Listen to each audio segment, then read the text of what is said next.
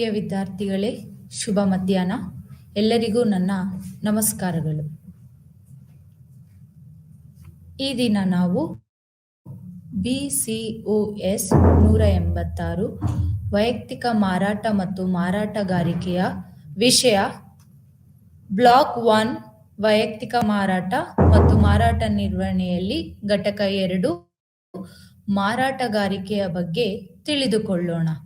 ಈ ಒಂದು ಘಟಕ 2 ಮಾರಾಟಗಾರಿಕೆಯಲ್ಲಿ ನಾವು ಈ ದಿನ ಮಾರಾಟಗಾರಿಕೆಯ ಉದ್ದೇಶ, ಮಾರಾಟಗಾರಿಕೆಯ ಕಿರುಪರಿಚಯ, ಮಾರಾಟಗಾರಿಕೆ ಎಂದರೇನು, ಅದರ ವ್ಯಾಪ್ತಿ ಏನು, ಮಾರಾಟದಲ್ಲಿ ಯಾವ ಯಾವ ಪ್ರಕಾರಗಳಿವೆ, ಮಾರಾಟಗಾರಿಕೆಯನ್ನು ನಾವು ಹೇಗೆ ಮಾಡಬೇಕು ಮತ್ತು ಅದರ ಮಹತ್ವವೇನು, ಹಾಗೆಯೇ ಮಾರಾಟಗಾರನ ಪಾತ್ರ ಹಾಗೂ ಕರ್ತವ್ಯಗಳು ಯಾವುವು, ಮಾರಾಟಗಾರನ ಗುಣಗಳು, ಮಾರಾಟಗಾರನ ಕಾರ್ಯ ಮತ್ತು ಕರ್ತವ್ಯಗಳು, ಜೊತೆಗೆ ಸೃಜನಾತ್ಮಕ ಮಾರಾಟಗಾರಿಕೆ ಎಂದರೇನು, ಅದರ ಗುಣಲಕ್ಷಣಗಳು ಯಾವುವು. ಎರಡನೆಯದಾಗಿ ಈ ಘಟಕ 2 ಮಾರಾಟಗಾರಿಕೆಯ ಉದ್ದೇಶವನ್ನ ನೋಡೋಣ.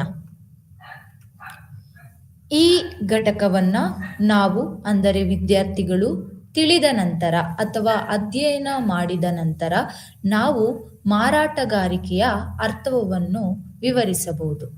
ಜೊತೆಗೆ ಮಾರಾಟಗಾರನ ಪಾತ್ರಗಳು ಯಾವುವು ಎಂದು ತಿಳಿಯಬಹುದು ಮತ್ತು ಕರ್ತವ್ಯಗಳನ್ನು ಸಹ ವಿವರಿಸಬಹುದು. ಮಾರಾಟದ ವ್ಯಾಪ್ತಿಯನ್ನು ನಾವು ಈ ಒಂದು ತರಗತಿಯಲ್ಲಿ ತಿಳಿಸಿಕೊಡುತ್ತೇವೆ. ವಿವಿಧ ರೀತಿಯ ಮಾರಾಟಗಾರಿಕೆಯನ್ನ ವಿಶ್ಲೇಷಿಸುತ್ತೇವೆ. ಮಾರಾಟಗಾರಿಕೆಯ ಮಹತ್ವವನ್ನು ನಾವು ಇಲ್ಲಿ ಶ್ಲಾಘಿಸುತ್ತೇವೆ. ಮಾರಾಟಗಾರನ ಕಾರ್ಯಗಳು ಮತ್ತು ಕರ್ತವ್ಯಗಳ ಬಗ್ಗೆ ಈ ಒಂದು ಘಟಕದಲ್ಲಿ ಚರ್ಚಿಸುತ್ತೇವೆ. ಜೊತೆಗೆ ಸೃಜನಾತ್ಮಕ ಮಾರಾಟದ ಅರ್ಥ, ಸೃಜನಾತ್ಮಕ ಮತ್ತು ಸ್ಪರ್ಧಾತ್ಮಕ ಮಾರಾಟದ ನಡುವಿನ ವ್ಯತ್ಯಾಸ, ಜೊತೆಗೆ ಅದರ ಪ್ರಕ್ರಿಯೆಯನ್ನು ಕೂಡ ತಿಳಿಯುವುದು ಈ ಘಟಕದ ಮುಖ್ಯ ಉದ್ದೇಶವಾಗಿದೆ. ಈಗ ಕಿರುಪರಿಚಯವನ್ನು ನೋಡೋಣ. ಸೇಲ್ಸ್ ಮ್ಯಾನ್ಶಿಪ್ ಅನ್ನು ನಾವು ಸಾಮಾನ್ಯವಾಗಿ ಬಾಗಿಲು ಬಾಗಿಲು ವೃತ್ತಿ ಎಂದು ವಿವರಿಸುತ್ತೇವೆ. ಏಕೆಂದರೆ ಉತ್ಪನ್ನ ಅಥವಾ ಸೇವೆಯನ್ನು ಖರೀದಿಸಲು ವ್ಯಕ್ತಿಗಳನ್ನು ಮನವೊಲಿಸುವ ಕಲೆಯನ್ನು ಇದು ಸಾಕಾರಗೊಳಿಸುತ್ತದೆ. ಇಂದಿನ ಸಂಕೀರ್ಣ ಮತ್ತು ಸ್ಪರ್ಧಾತ್ಮಕ ಭೂದೃಶ್ಯದಲ್ಲಿ ಮಾರಾಟಗಾರನ ಪಾತ್ರವು ಹೆಚ್ಚು ಮಹತ್ವದಾಗಿದೆ. ಮಾರಾಟಗಾರರು ಉತ್ಪಾದನೆ ಹಾಗೂ ವಿತರಣೆ ಎರಡರಲ್ಲೂ ಸಹ ಅತ್ಯಗತ್ಯ ವ್ಯಕ್ತಿಗಳಾಗಿದ್ದು, ಮಾರಾಟ ಮತ್ತು ಮಾರುಕಟ್ಟೆ ಪರಿಸರ ವ್ಯವಸ್ಥೆಯಲ್ಲಿ ನಿರ್ಣಾಯಕ ಪಾತ್ರವನ್ನು ವಹಿಸುತ್ತಾರೆ.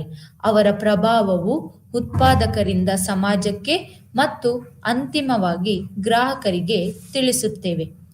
ಪ್ರಸಿದ್ಧ ಮಾರ್ಕೆಟಿಂಗ್ ಗಾದೆ ಹೇಳುವಂತೆ, ಗ್ರಾಹಕರು ಯಾವಾಗಲೂ ಸರಿ. ತಿಳುವಳಿಕೆಯುಳ್ಳ ನಿರ್ಧಾರಗಳನ್ನು ತೆಗೆದುಕೊಳ್ಳುವಲ್ಲಿ ಗ್ರಾಹಕರಿಗೆ ಮಾರ್ಗದರ್ಶನ ನೀಡುವ ಮಾರಾಟಗಾರನು ಸರಿಯಾದ ಉತ್ಪನ್ನಗಳನ್ನು ಆಯ್ಕೆ ಮಾಡಲು ಸಹಾಯ ಮಾಡುತ್ತಾನೆ ಎಂದು ಪ್ರಸಿದ್ಧ ಮಾರ್ಕೆಟಿಂಗ್ ಗಾದೆ ಹೇಳುತ್ತದೆ. ಜೊತೆಗೆ ಈ ಒಂದು ಮಾರಾಟಗಾರಿಕೆಯಲ್ಲಿ ಹೇಗೆ ನಾವು ಗ್ರಾಹಕರನ್ನು ಮನವೊಲಿಸಿ ಅವರ ಕಡೆಯಿಂದ ಪರ್ಚೇಸಿಂಗ್ ಮಾಡುತ್ತೇವೆ ಎನ್ನುವುದು ಪ್ರಮುಖ ಪಾತ್ರವನ್ನು ವಹಿಸುತ್ತದೆ. ಈ ಘಟಕದಲ್ಲಿ ನಾವು ಮಾರಾಟಗಾರನ ವ್ಯಾಪ್ತಿ, ಅವರ ಪ್ರಕಾರಗಳು, ಪ್ರಾಮುಖ್ಯತೆ, ಪಾತ್ರ, ಗುಣ ಹಾಗೂ ಕಾರ್ಯಗಳನ್ನ ತಿಳಿದುಕೊಳ್ಳೋಣ. ಈಗ ಮಾರಾಟಗಾರಿಕೆ ಎಂದರೇನು ಎಂದು ನೋಡೋಣ. ಸೇಲ್ಸ್ ಮ್ಯಾನ್ಶಿಪ್ ಎನ್ನುವುದು ಮಾರ್ಕೆಟಿಂಗ್ ಅಲ್ಲಿ ಒಂದು ಸ್ಟ್ರಾಟಜಿ ಅಥವಾ ತಂತ್ರವಾಗಿದೆ. ಇದರ ಮೂಲಕ ಮಾರಾಟಗಾರನು ಗ್ರಾಹಕರಿಗೆ ಸರಕು ಅಥವಾ ಸೇವೆಗಳನ್ನ ಯಶಸ್ವಿಯಾಗಿ ಮಾರಾಟ ಮಾಡುತ್ತಾನೆ. ಈ ಒಂದು ಮಾರಾಟಗಾರಿಕೆಯ ಬಗ್ಗೆ 2 ವ್ಯಾಖ್ಯಾನಗಳಿವೆ. ಅವು ಯಾವುವು ಎಂದರೆ WG ಕ್ವಾರ್ಟರ್ ಒಂದು ವ್ಯಾಖ್ಯಾನವನ್ನ ನೀಡಿದ್ದಾರೆ, ಮೇಜರ್ ಸ್ಕಾಟ್ ಕೂಡ ಒಂದು ವ್ಯಾಖ್ಯಾನವನ್ನು ನೀಡಿದ್ದಾರೆ. ಈಗ WG ಕ್ವಾರ್ಟರ್ ಏನು ವ್ಯಾಖ್ಯಾನಿಸಿದ್ದಾರೆ ಎಂದು ತಿಳಿದುಕೊಳ್ಳೋಣ.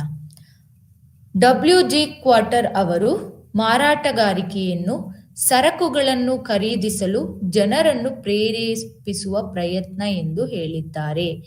ಏಕೆಂದರೆ ಖರೀದಿದಾರರು ಹಾಗೂ ಮಾರಾಟಗಾರರ ನಡುವಿನ ಪ್ರಮುಖ ಕೊಂಡಿಯಾಗಿ ಈ ಒಂದು ಮಾರಾಟಗಾರಿಕೆ ಕಾರ್ಯನಿರ್ವಹಿಸುತ್ತದೆ. ಮಾರಾಟದ ಪ್ರಾಥಮಿಕ ಉದ್ದೇಶವು ಲಾಭವನ್ನು ಹೆಚ್ಚಿಸುವುದು ಜೊತೆಗೆ ಕೇವಲ ಉತ್ಪನ್ನಗಳನ್ನು ಮಾರಾಟ ಮಾಡುವುದಕ್ಕಿಂತ ಹೆಚ್ಚಿನದನ್ನು ಒಳಗೊಳ್ಳುತ್ತದೆ. ಇಲ್ಲಿ ಗ್ರಾಹಕರನ್ನ ಮನವೊಲಿಸುವುದು, ಅವರನ್ನು ಆಸಕ್ತಿಭರಿತರಾಗಿ ಉತ್ಪನ್ನಗಳನ್ನು ಖರೀದಿಸಲು ಸಹಾಯ ಮಾಡುತ್ತದೆ.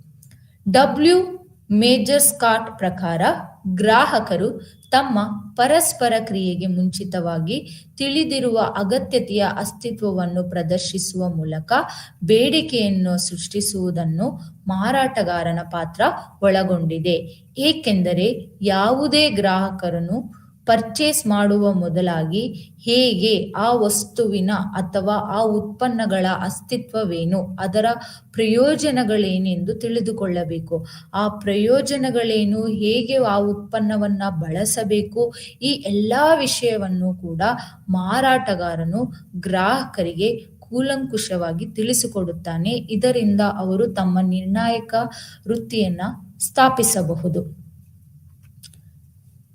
ಇಲ್ಲಿ ನಾವು ಮಾರಾಟಗಾರಿಕೆಯನ್ನ ಕಲೆ ಎಂದು ಪರಿಗಣಿಸುತ್ತೇವೆ. ಯಾಕೆ ಅಂತ ಹೇಳಿದರೆ, ಇದು ಉತ್ಪನ್ನವನ್ನು ಮಾರಾಟ ಮಾಡಲು ಅಥವಾ ಗ್ರಾಹಕರ ತೃಪ್ತಿಯನ್ನು ತಲುಪಿಸಲು ಒಂದು ಸಂಬಂಧವನ್ನ ರೂಪಿಸಿದೆ. ಆದ್ದರಿಂದ ಮಾರಾಟಗಾರಿಕೆಯು ಒಂದು ಕಲೆ ಎಂದು ವಿವರಿಸಲು ನಾವು ಇಲ್ಲಿ ಬಯಸುತ್ತೇವೆ.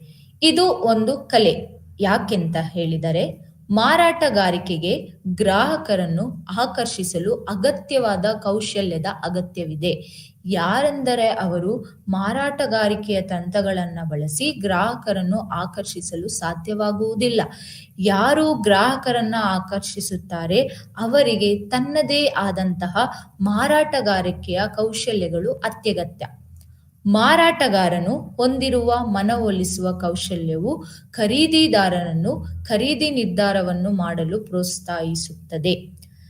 ಮಾರಾಟಗಾರಿಕೆಯನ್ನ ನಾವು ಒಂದು ಕಲೆ ಎಂದು ಪರಿಗಣಿಸುತ್ತೇವೆ. ಏಕೆಂದರೆ ಇಲ್ಲಿ ಎಲ್ಲಾ ಮಾರಾಟಗಾರರು ಸಹ ಖರೀದಿದಾರರನ್ನು ಖರೀದಿ ಮಾಡುವಂತೆ ಉತ್ತೇಜಿಸುತ್ತಾರೆ. ಯಾವಾಗಲೂ ಸಹ ರಿಸಲ್ಟ್ ಪಾಸಿಟಿವ್ ಆಗಲೇ ಇರಬೇಕೆಂದು ಏನು ಇಲ್ಲಿ ನಾವು ಮಾಡಲಾಗುವುದಿಲ್ಲ. ಆದರೆ ಖರೀದಿಯ ನಿರ್ಧಾರವನ್ನು ಮಾಡಬೇಕು ಎಂದು ಅವರು ಮನವೊಲಿಸಲು ತಮ್ಮ ಕೌಶಲ್ಯವನ್ನು ಅಳವಡಿಸುತ್ತಾರೆ. ಗ್ರಾಹಕರೊಂದಿಗೆ ತನ್ನ ಸಂವಹನವನ್ನು ರೂಪಿಸಲು ಮಾರಾಟಗಾರನು ಸಂವಹನ ಕಲೆಯನ್ನ ಹೊಂದಿರಬೇಕು. ಇದು ದ್ವಿಮುಖ ಸಂವಹನ ಒಳಗೊಂಡಿರುವುದರಿಂದ ಗ್ರಾಹಕರು ಯಾವುದೇ ಪ್ರಶ್ನೆಗಳನ್ನು ಕೇಳಿದರೂ ಸಹ ಅದಕ್ಕೆ ತಕ್ಕ ಉತ್ತರವನ್ನ ನೀಡಿ ದ್ವಿಮುಖ ಸಂವಹನವನ್ನು ಮಾಡುವುದರಿಂದ ಸಂವಹನ ಕಲೆ ಬೇಕಾಗಿರುತ್ತದೆ. ಮಾರಾಟಗನು ನಿರ್ದೇಶಿತ ಉತ್ಪನ್ನ ಅಥವಾ ಸೇವೆಯ ಕಡೆಗೆ ಖರೀದಿಗೆ ತೆಗೆದುಕೊಳ್ಳಬೇಕು ಎಂಬ ಉದ್ದೇಶವಿರುತ್ತದೆ. ಅವರನ್ನು ಮನವೊಲಿಸುವುದು ತುಂಬಾ ಸುಲಭದ ವಿಷಯ. ಆದರೆ ಯಾರಿಗೆ ಉದ್ದೇಶವಿರುವುದಿಲ್ಲ ಅಂತಹ ಗ್ರಾಹಕರನ್ನು ಮನವೊಲಿಸಲು ಈ ಮಾರಾಟಗಾರನು ಪ್ರಭಾವದಿಂದ ಕೆಲಸವನ್ನ ಮಾಡಬೇಕು. ನಿರ್ದೇಶಿತವಾಗಿ ಉತ್ಪನ್ನ ಅಥವಾ ಸೇವೆಯ ಕಡೆಗೆ ಖರೀದಿದಾರನ ಒಂದು ಆಸಕ್ತಿಯನ್ನ ಉತ್ತೇಜಿಸಬೇಕು. ಈ ಎಲ್ಲಾ ಪ್ರಮುಖ ಕಾರಣಗಳಿಂದ ನಾವು ಮಾರಾಟಗಾರಿಕೆಯನ್ನು ಒಂದು ಕಲೆ ಎಂದು ಕರೆಯುತ್ತೇವೆ. ಈಗ ಮಾರಾಟಗಾರನ ಕರ್ತವ್ಯಗಳನ್ನು ನೋಡೋಣ. ನಿಯೋಜಿಸಲಾದ ಉತ್ಪನ್ನಗಳು ಅಥವಾ ಸೇವೆಗಳ ಮಾರಾಟವನ್ನು ಮಾಡುವುದು ಮುಖ್ಯವಾಗಿ ಮಾರಾಟಗಾರನ ಕರ್ತವ್ಯವಾಗಿದೆ. ಯಾಕೆಂದರೆ ಅವನನ್ನು ಕೆಲಸಕ್ಕೆ ಸೇರಿಸಿಕೊಳ್ಳುವುದು ಅಥವಾ ಅವರಿಗೆ ಜವಾಬ್ದಾರಿಯನ್ನು ನೀಡಿರುವ ಪ್ರಮುಖ ಉದ್ದೇಶವೇ ಉತ್ಪನ್ನ ಅಥವಾ ಸೇವೆಗಳನ್ನ ಮಾರಾಟ ಮಾಡುವುದಕ್ಕಾಗಿ. ಜೊತೆಗೆ ನಿಯೋಜಿಸಲಾದ ಕರ್ತವ್ಯಗಳನ್ನು ನಿರ್ವಹಿಸಿ ಅದರ ಉದ್ದೇಶವನ್ನು ಪರಿಪೂರ್ಣ ಮಾಡುವುದಕ್ಕೆ ಕೆಲವೊಮ್ಮೆ ದೂರದ ಸ್ಥಳಗಳಿಗೆ ಪ್ರಯಾಣಿಸುವುದು ಅತ್ಯಗತ್ಯ. ಆ ದೂರದ ಸ್ಥಳಗಳಿಗೆ ಪ್ರಯಾಣಿಸಿ ಅಲ್ಲಿನ ಗ್ರಾಹಕರನ್ನ ಮನವೊಲಿಸಿ ಅವರನ್ನ ಪ್ರೇರೇಪಿಸುವುದು ಇನ್ನೂ ಬಹಳವಾದ ಹಾಗೂ ಜವಾಬ್ದಾರಿಯುತ ಕೆಲಸವಾಗಿದೆ. ಮಾರಾಟಕ್ಕೆ ಸಂಬಂಧಿಸಿದ ಬಿಲ್ಗಳ ಸಂಗ್ರಹ. ಯಾಕೆಂದರೆ ಮಾರಾಟ ಮಾಡಿದ ನಂತರ ಮಾರಾಟ ಮಾಡಿದ ಕರೆಗಳಾಗಿರಬಹುದು ಅಥವಾ ಸೇವೆಗಳಾಗಿರಬಹುದು, ಗ್ರಾಹಕರ ಇನ್ಫಾರ್ಮೇಶನ್ ಆಗಿರಬಹುದು, ಎಲ್ಲರ ಒಂದು ಬಿಲ್ಗಳನ್ನು ಸಂಗ್ರಹ ಮಾಡಿ ಅದರಿಂದ ಮುಂದಿನ ಒಂದು ಚೌಕಟ್ಟಿನಲ್ಲಿ ಕರ್ತವ್ಯಗಳನ್ನು ಹೇಗೆ ನಿಭಾಯಿಸಬೇಕೆಂದು ಅವನು ಅರಿತುಕೊಳ್ಳಲು ಮಾರಾಟಗಾರಿಕೆಯ ಸಂಬಂಧಿಸಿದ ಬಿಲ್ಗಳ ಸಂಗ್ರಹ ಅತ್ಯಗತ್ಯ. ಗ್ರಾಹಕರ ದೂರು ಪರಿಹಾರ. ಎಲ್ಲ ಗ್ರಾಹಕರು ಕೂಡ ಉತ್ಪನ್ನವನ್ನ ಖರೀದಿಸಿದ ನಂತರ ಅವರು ತೃಪ್ತಿ ಪಡುವುದಿಲ್ಲ. ಅವರಿಗೂ ಸಹ ಕೆಲವು ಅಡೆತಡೆಗಳು ಇರುತ್ತವೆ. ಆ ಅಡೆತಡೆಗಳನ್ನು ಪರಿಹರಿಸಿ ಅದಕ್ಕೆ ಸೂಕ್ತ ಸಲಹೆ ನೀಡುವುದು ಮಾರಾಟಗಾರನ ಮತ್ತೊಂದು ಪ್ರಮುಖ ಕರ್ತವ್ಯವಾಗಿದೆ. ಗ್ರಾಹಕ ಸಂಬಂಧ ನಿರ್ವಹಣೆ. ಇಲ್ಲಿ ಮಾರಾಟಗಾರನು ಮುಖ್ಯವಾಗಿ ಗ್ರಾಹಕರ ಜೊತೆ ನೇರವಾಗಿ ಹಾಗೂ ದ್ವಿಮುಖ ಸಂವಹನ ಮಾಡುವುದರಿಂದ ಗ್ರಾಹಕರು ಮತ್ತು ಮಾರಾಟಗಾರರ ನಡುವೆ ಒಂದು ಸಂಬಂಧವನ್ನು ನಿರ್ವಹಿಸಬಹುದು. ದೃಢವಾದ ಸದ್ಭಾವನೆಯನ್ನು ಅಭಿವೃದ್ಧಿಪಡಿಸಿ ಮತ್ತು ನಿರ್ವಹಿಸುವುದು ಮತ್ತೊಂದು ಕರ್ತವ್ಯ. ದಾಸ್ತಾನು ನಿರ್ವಹಣೆಗೆ ಕೊಡುಗೆ ನೀಡುವುದು.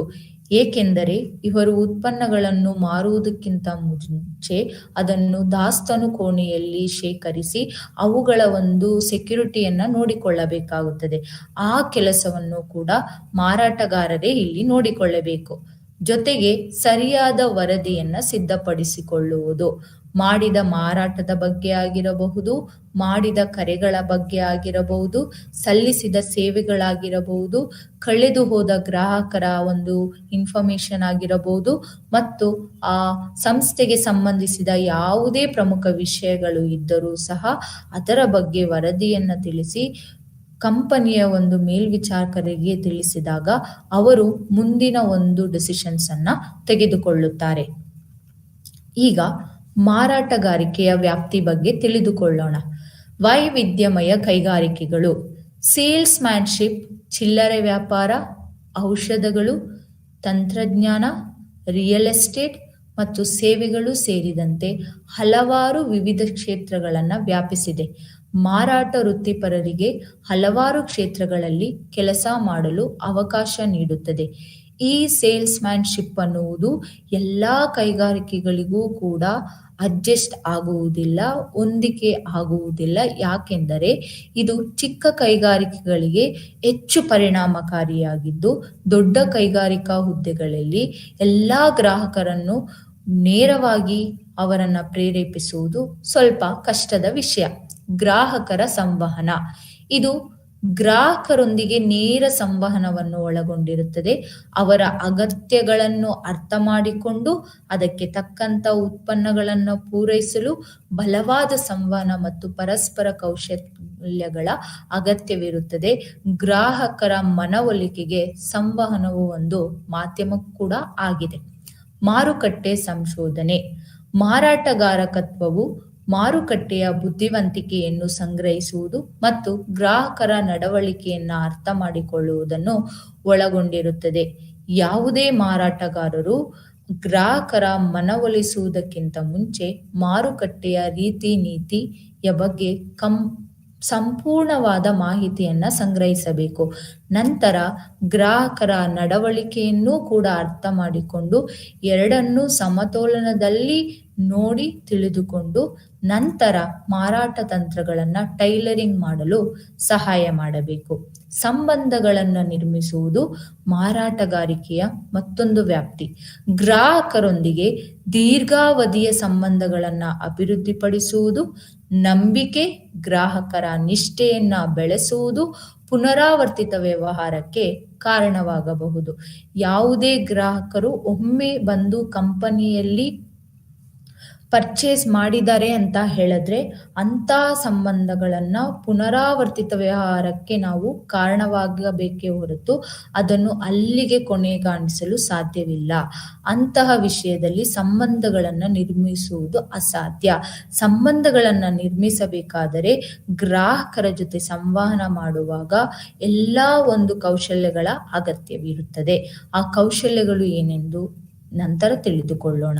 ಮಾರಾಟ ತಂತ್ರ ಅಭಿವೃದ್ಧಿ. ಮಾರಾಟ ವೃತ್ತಿಪರರು ಪರಿಣಾಮಕಾರಿ ಮಾರಾಟ ತಂತ್ರಗಳು ಮತ್ತು ಪ್ರಚಾರಗಳನ್ನು ರಚಿಸುವಲ್ಲಿ ಮತ್ತು ಕಾರ್ಯಗತಗೊಳಿಸುವಲ್ಲಿ ತೊಡಗಿಸಿಕೊಂಡಿದ್ದಾರೆ.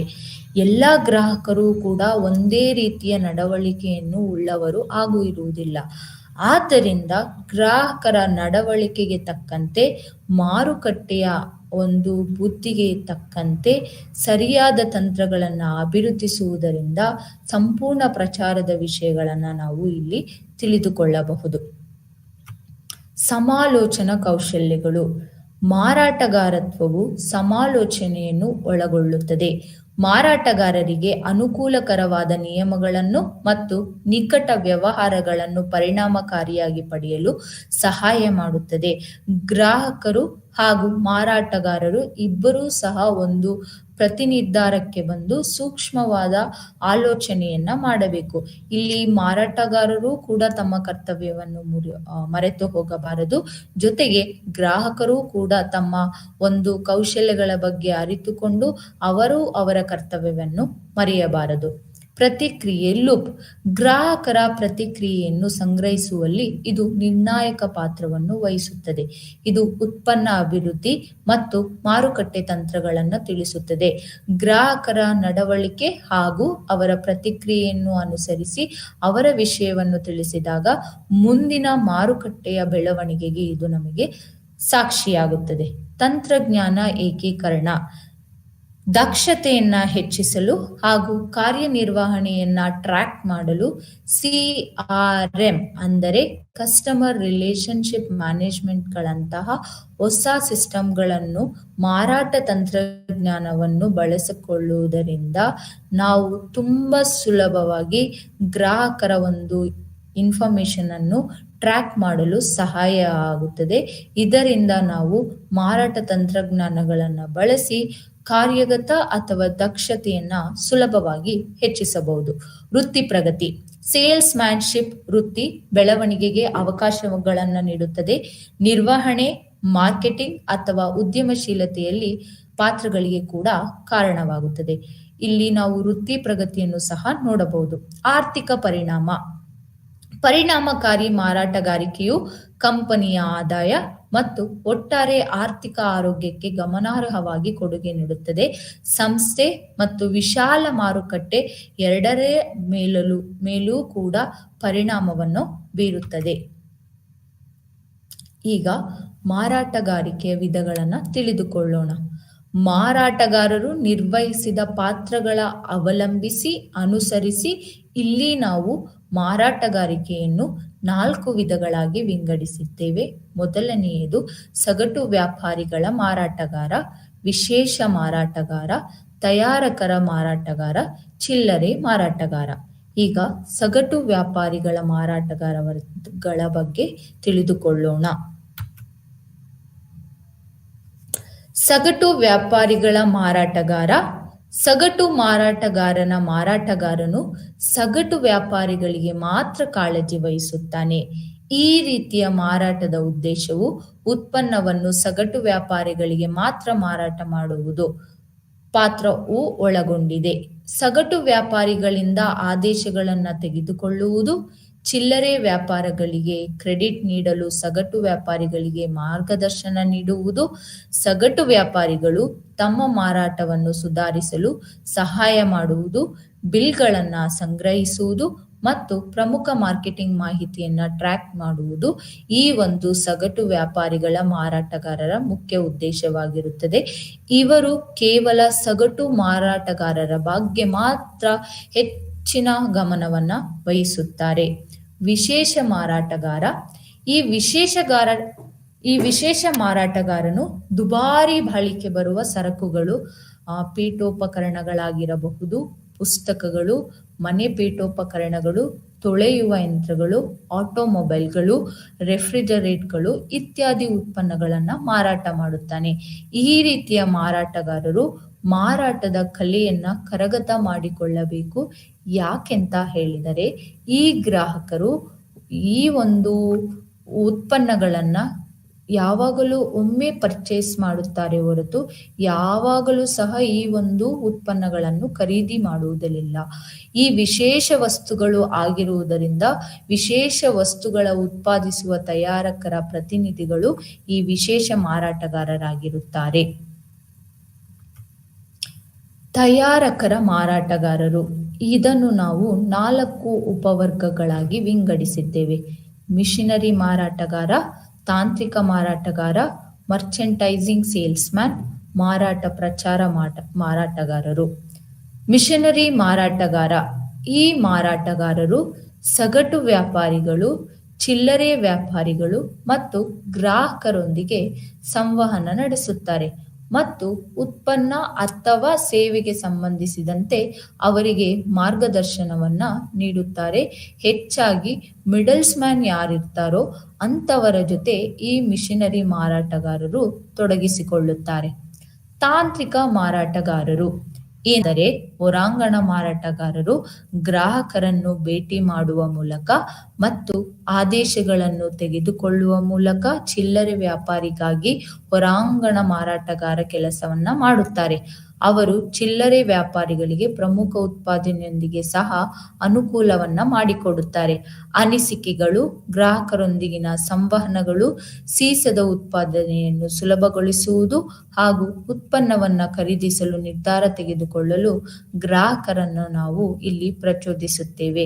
ಹೆಸರಿನಲ್ಲಿ ಇರುವಂತೆಯೇ ಒಳಾಂಗಣ ಮಾರಾಟರು ಯಾವ ಗ್ರಾಹಕರು ಅಂಗಡಿಯೊಳಗೆ ಬರುತ್ತಾರೋ ಅಂತ ಗ್ರಾಹಕರನ್ನ ಮಾತ್ರ ಮನವೊಲಿಸುತ್ತಾರೆ. ಆದರೆ ಹೊರಾಂಗಣ ಮಾರಾಟಗಾರರು ಗ್ರಾಹಕರನ್ನ ಭೇಟಿ ಮಾಡಿ ಅವರ ಒಂದು ಉದ್ದೇಶಗಳನ್ನ ಪರಿಗಣಿಸಿ ಅವರಿಗೆ ತಕ್ಕಂತೆ ಉತ್ಪನ್ನಗಳ ನೀಡಿ ಆ ಗ್ರಾಹಕರ ಅನಿಸಿಕೆಗಳನ್ನ ಕಲೆಕ್ಟ್ ಮಾಡಿ ಜೊತೆಗೆ ಉತ್ಪನ್ನವನ್ನ ಖರೀದಿಸಲೇಬೇಕು ಎಂಬ ದೃಢ ನಿರ್ಧಾರವನ್ನ ತೆಗೆದುಕೊಳ್ಳುವಲ್ಲಿ ಈ ಒಂದು ಹೊರಾಂಗಣ ಮಾರಾಟಗಾರರು ನಿರ್ವಹಿಸುತ್ತಾರೆ. ಈಗ ಮಾರಾಟಗಾರಿಕೆಯ ಮಹತ್ವದ ಬಗ್ಗೆ ತಿಳಿದುಕೊಳ್ಳೋಣ.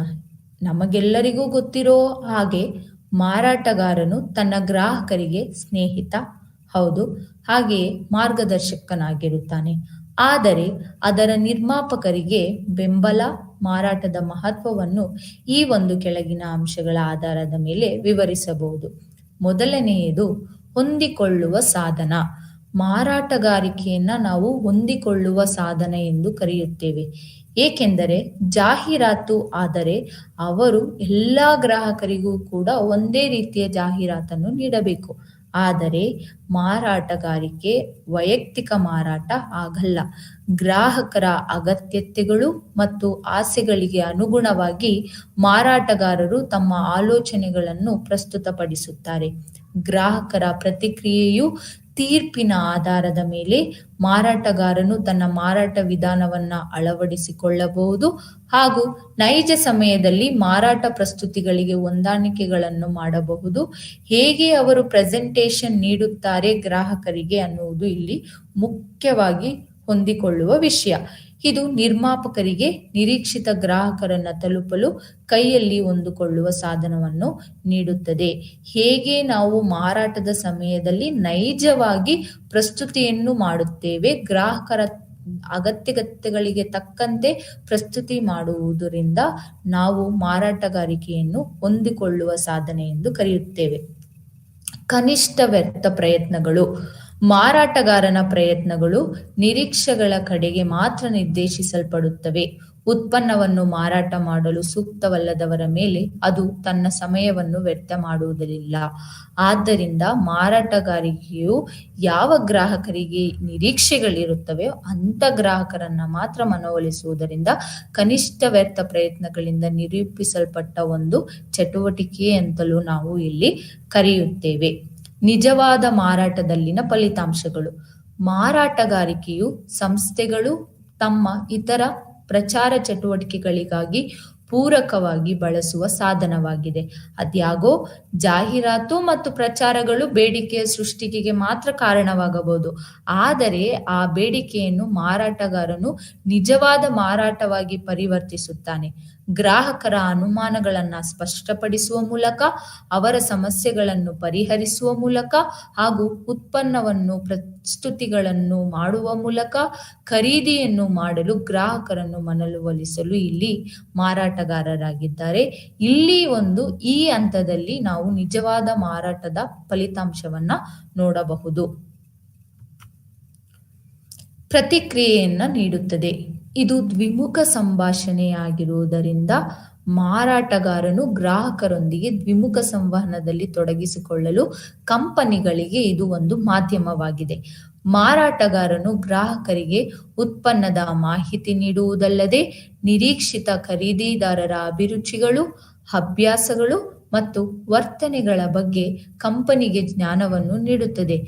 ಗ್ರಾಹಕರ ನಡವಳಿಕೆಗಳ ಬಗ್ಗೆ ಕಂಪನಿಗೆ ವಿಷಯವನ್ನು ತಲುಪಿಸಿದರೆ, ಮಾರಾಟಗಾರರಿಂದ ಪಡೆದ ಪ್ರತಿಕ್ರಿಯೆಯ ಆಧಾರದ ಮೇಲೆ ಕಂಪನಿಯು ತನ್ನ ಮಾರ್ಕೆಟಿಂಗ್ ಕಾರ್ಯಕ್ರಮದ ಬಲವನ್ನು ಅರ್ಥೈಸಿಕೊಳ್ಳಬಹುದು. ಕಂಪನಿ ಹಾಗೂ ಗ್ರಾಹಕರ ನಡುವಿನ ಈ ಒಂದು ಬ್ರಿಡ್ಜ್ ಅನ್ನ ಮಾರಾಟಗಾರನು ಇಲ್ಲಿ ನಿರ್ವಹಿಸಿ ಇಬ್ಬರಿಗೂ ಸಹ ಪ್ರತಿಕ್ರಿಯೆಯನ್ನ ನೀಡುತ್ತಾರೆ. ಇಬ್ಬರಿಗೂ ಇಲ್ಲಿ ಪ್ರತಿಕ್ರಿಯಿಸುವುದರಿಂದ ಇಬ್ಬರಿಗೂ ಕೂಡ ತನ್ನದೇ ಆದಂತಹ ಪ್ರಯೋಜನಗಳು ಇವೆ. ಗ್ರಾಹಕರಿಗೆ ಅನುಕೂಲವಾಗುತ್ತದೆ. ಗ್ರಾಹಕರಿಗೆ ಅನುಕೂಲ ಮಾಡಿಕೊಡುವುದೇ ಮಾರಾಟಗಾರಿಕೆಯ ಮುಖ್ಯ ಉದ್ದೇಶ. ಸೇಲ್ಸ್ ಮ್ಯಾನ್ ಗ್ರಾಹಕರಿಗೂ ಉತ್ತಮ ಸಹಾಯ, ಏಕೆಂದರೆ ಗ್ರಾಹಕರಿಗೆ ಯಾವ ವಿಷಯಗಳು ಬೇಕು ಆ ವಿಷಯಗಳನ್ನು ಮಾರಾಟಗಾರನು ವಿವರಿಸುತ್ತಾನೆ. ಮಾರಾಟಗಾರನು ಮಾರುಕಟ್ಟೆಯಲ್ಲಿನ ಹೊಸ ಉತ್ಪನ್ನಗಳಿಗೆ ಹಾಗೂ ಅಸ್ತಿತ್ವದಲ್ಲಿರುವ ಉತ್ಪನ್ನಗಳಿಗೆ ಸಂಬಂಧಿಸಿದಂತೆ ಗ್ರಾಹಕರಿಗೆ ಸಂಪೂರ್ಣ ಮಾಹಿತಿಯ ಪ್ರಾಥಮಿಕ ಮೂಲವಾಗಿದೆ.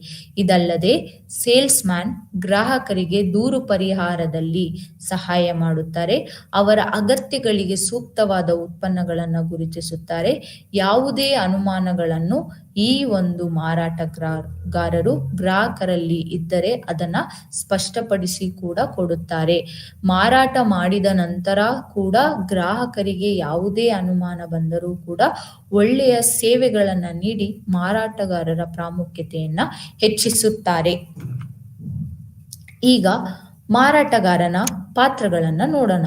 ಮಾರಾಟಗಾರನು ಹಲವಾರು ಪಾತ್ರಗಳನ್ನ ನಿರ್ವಹಿಸುತ್ತಾನೆ. ಆದರೆ ಇಲ್ಲಿ ಮೊದಲನೇ ಹಾಗೂ ಮುಖ್ಯ ಪಾತ್ರ ಮಾರಾಟ ಪ್ರತಿನಿಧಿ. ಮಾರಾಟಗಾರನ ಪ್ರಾಥಮಿಕ ಪಾತ್ರವು ಉತ್ಪನ್ನಗಳನ್ನು ಅಥವಾ ಸೇವೆಗಳನ್ನು ಸಕ್ರಿಯವಾಗಿ ಮಾರಾಟ ಮಾಡುವುದು. ಇದು ಸಂಭಾವ್ಯ ಗ್ರಾಹಕರನ್ನ ಗುರುತಿಸುವುದು, ಕೊಡುಗೆಗಳನ್ನು ಪ್ರಸ್ತುತಪಡಿಸುವುದು ಮತ್ತು ಗುರಿಗಳನ್ನು ಪೂರೈಸಲು ಹಾಗೂ ಕಂಪನಿಗಳಿಗೆ ಆದಾಯವನ್ನು ಹೆಚ್ಚಿಸಲು ಮಾರಾಟವನ್ನು ಮುಚ್ಚುವುದನ್ನು ಒಳಗೊಂಡಿರುತ್ತದೆ.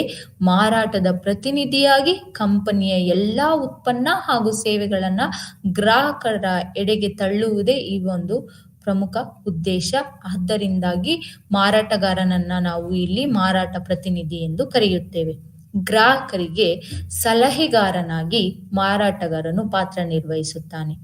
ಮಾರಾಟಗಾರರು ಗ್ರಾಹಕರಿಗೆ ಸಲಹೆಗಾರನಾಗಿ ಸೇವೆ ಸಲ್ಲಿಸುತ್ತಾರೆ.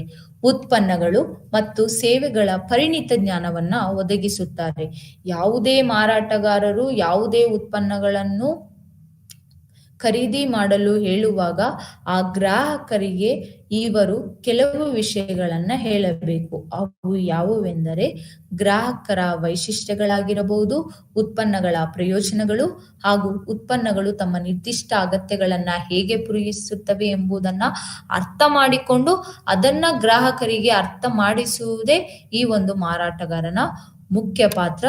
ತಿಳುವಳಿಕೆಯುಳ್ಳ ಖರೀದಿ ನಿರ್ಧಾರಗಳನ್ನ ಮಾಡುವಲ್ಲಿ ಗ್ರಾಹಕರಿಗೆ ಮಾರ್ಗದರ್ಶನವನ್ನು ಮಾರಾಟಗಾರ ನೀಡುತ್ತಾನೆ. ಸಂಬಂಧ ಬಿಲ್ಡರ್ ಗ್ರಾಹಕರೊಂದಿಗೆ ಸಂಬಂಧಗಳನ್ನ ಸ್ಥಾಪಿಸುವುದು ಹಾಗೂ ಅದನ್ನು ಹಾಗೆ ಪೋಷಿಸುವುದು ಅತ್ಯಗತ್ಯ. ಕೇವಲ ಸಂಬಂಧವನ್ನ ಸ್ಥಾಪಿಸುವುದಲ್ಲದೆ ಅದನ್ನು ಮುಂದುವರೆಸುವುದು ಇವನ ಮುಖ್ಯ ಕರ್ತವ್ಯವಾಗಿದೆ.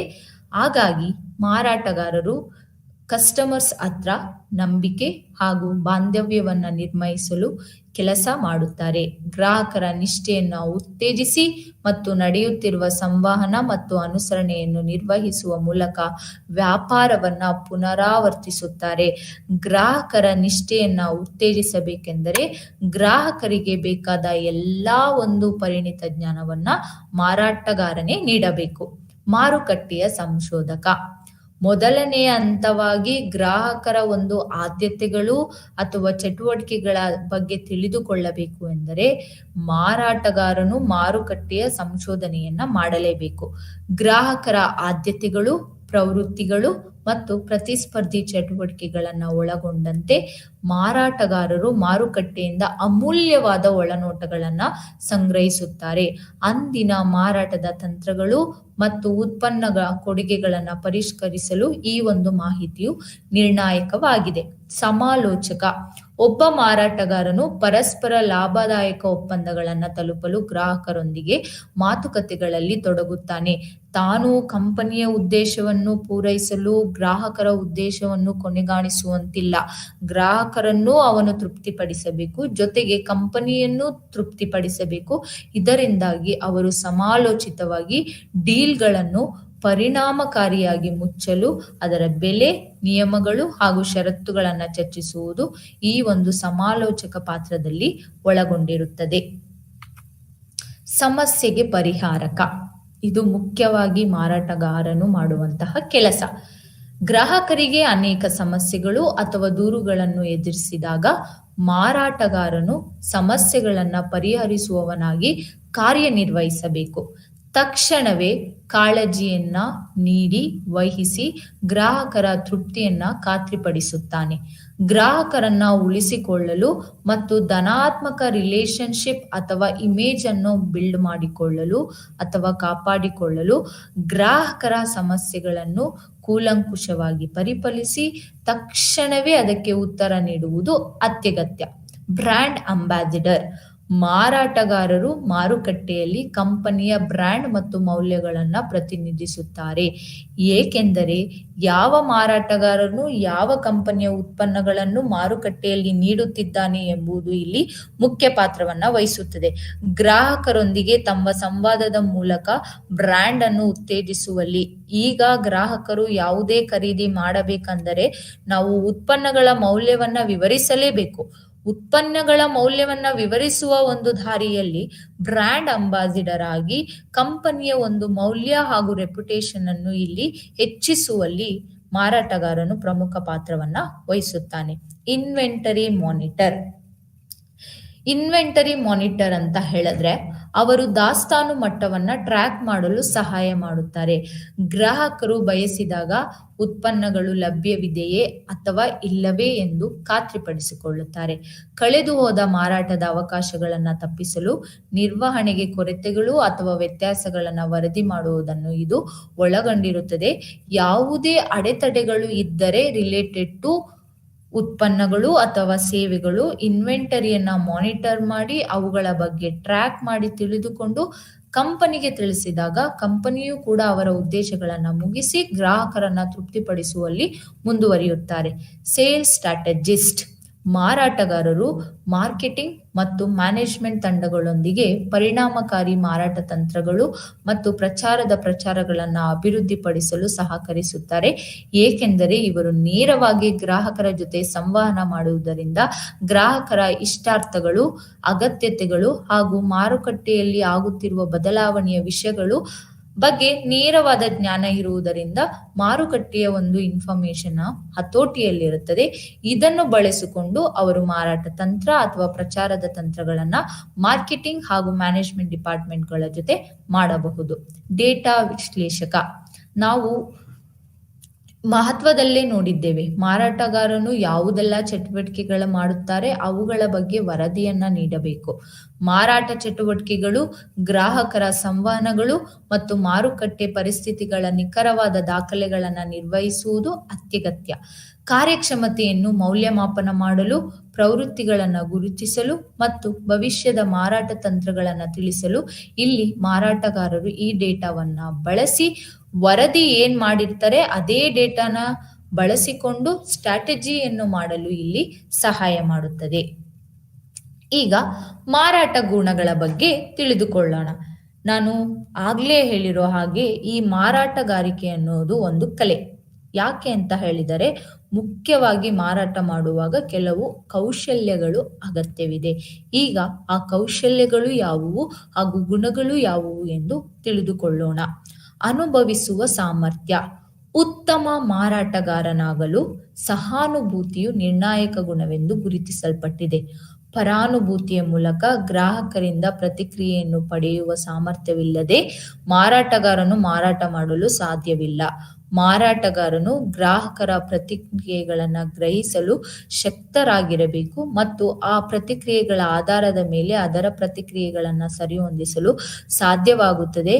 ಅನುಭವಿಸುವ ಸಾಮರ್ಥ್ಯ ಇಲ್ಲಿ ಮುಖ್ಯವಾಗಿ ಮಾರಾಟಗಾರನಿಗೆ ಉತ್ಪನ್ನಗಳ ಮೇಲೆ ಇರುವ ಒಂದು ವಿಷಯಗಳು ಹಾಗೂ ಇನ್ಫಾರ್ಮೇಶನ್ ಸರಿಯಾಗಿ ತಿಳಿದುಕೊಂಡಾಗ ಮಾತ್ರನೇ ಗ್ರಾಹಕರಿಗೆ ಯಾವುದೆಲ್ಲ ಒಂದು ಪ್ರತಿಕ್ರಿಯೆಗಳು ಬೇಕು ಆ ಪ್ರತಿಕ್ರಿಯೆಗಳಿಗೆ ಸಾಧ್ಯವಾದಷ್ಟು ಉತ್ತರವನ್ನ ಅವನು ನೀಡಬಹುದು. ಇಲ್ಲ ಅವರಿಗೇನೆ ಉತ್ಪನ್ನಗಳ ವಿಷಯಗಳು ತಿಳಿದಿಲ್ಲ ಎಂದಾಗ ಗ್ರಾಹಕರನ್ನು ಮನವೊಲಿಸುವುದು ಇನ್ನೂ ಕಷ್ಟ ವಿಷಯವಾಗ್ಬಿಡುತ್ತೆ. ವಶಪಡಿಸಿಕೊಳ್ಳುವ ಅಗತ್ಯವಿದೆ. ಮಾರಾಟವನ್ನು ಪಡೆಯುವ ಚಾಲನೆಯು ಉತ್ತಮ ಮಾರಾಟಗಾರರ ಮತ್ತೊಂದು ಪ್ರಮುಖ ಗುಣವಾಗಿದೆ. ಮಾರಾಟವನ್ನು ಮುಚ್ಚುವುದು ಮಾರಾಟಗಾರನ ಅಹಂಕಾರವನ್ನು ಹೆಚ್ಚಿಸಲು ಒಂದು ಡ್ರೈವ್ ಆಗಿ ಕಾರ್ಯನಿರ್ವಹಿಸಬೇಕು. ಅಲ್ಲದೆ ವೈಫಲ್ಯಗಳು ಯಶಸ್ಸನ್ನು ತರುವ ಹೆಚ್ಚಿನ ಪ್ರಯತ್ನಗಳಿಗೆ ಪ್ರಚೋದಕಗಳಾಗಿ ಕಾರ್ಯನಿರ್ವಹಿಸಬೇಕು. ಇಲ್ಲಿ ಎಲ್ಲರನ್ನೂ ಮನವೊಲಿಸುವುದು ಇಂಪಾರ್ಟೆಂಟ್, ಆದರೆ ಜೊತೆಗೆ ಮನವೊಲಿಸಿದವ ಎಲ್ಲ ಗ್ರಾಹಕರು ಕೂಡ ಪರ್ಚೇಸ್ ಮಾಡುವಂತೆ ಮಾಡುವುದೇ ಈ ಮಾರಾಟಗಾರಿಕೆ ಒಂದು ಮುಖ್ಯ ಉದ್ದೇಶ. ಬ್ಯಾಲೆನ್ಸ್ ಅಗತ್ಯ.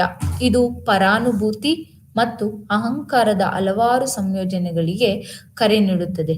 ಈ ಅರ್ಥದಲ್ಲಿ ಮಾರಾಟಗಾರನು ಮಾರಾಟವನ್ನು ಮುಚ್ಚುವ ಕಡೆಗೆ ತನ್ನ ಅಹಂಕಾರವನ್ನು ಪ್ರದರ್ಶಿಸುವ ಗುಣಗಳನ್ನು ಹೊಂದಿರಬೇಕು.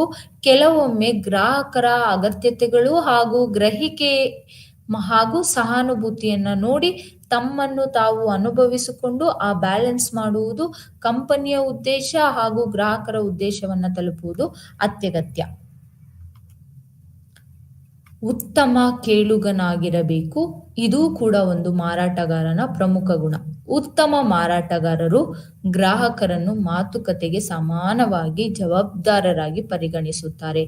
ಮೊದಲಿಗೆ ಗ್ರಾಹಕರ ಪ್ರತಿಕ್ರಿಯೆಯನ್ನು ಕೇಳಿಸಿಕೊಳ್ಳುವ ಒಂದು ಪರಿಸ್ಥಿತಿ ಇರಬೇಕು. ಉತ್ತಮ ಕೇಳುಗನಾಗಿರಬೇಕು. ಗ್ರಾಹಕರು ಕೇಳಿರುವ ಒಂದು ಪ್ರಶ್ನೆಗಳಿಗೆ ಸೂಕ್ತವಾದ ಉತ್ತರವನ್ನು ನೀಡುವ ಸಾಮರ್ಥ್ಯವನ್ನು ಹೊಂದಿರುವವನಾಗಬೇಕು. ಆ ಗ್ರಾಹಕರಿಗೆ ಪ್ರತಿಕ್ರಿಯಿಸಲು ಸಮಯವನ್ನು ಒದಗಿಸಬೇಕು. ಸ್ಥಿತಿಸ್ಥಾಪಕತ್ವ. ಉತ್ತಮ ಮಾರಾಟಗಾರನು ಹತಾಶೆಯಿಲ್ಲದೆ ವೈಫಲ್ಯಗಳನ್ನು ಸ್ವೀಕರಿಸಲು ಸಾಧ್ಯವಾಗುತ್ತದೆ. ನಿರಾಕರಣೆಗಳು ಕಡಿಮೆಯಾಗಿ ಕಾರ್ಯನಿರ್ವಹಿಸಬಾರದು, ಆದರೆ ಭವಿಷ್ಯದ ಪ್ರೇರಕಗಳಾಗಿ ಕಾರ್ಯನಿರ್ವಹಿಸಬೇಕು.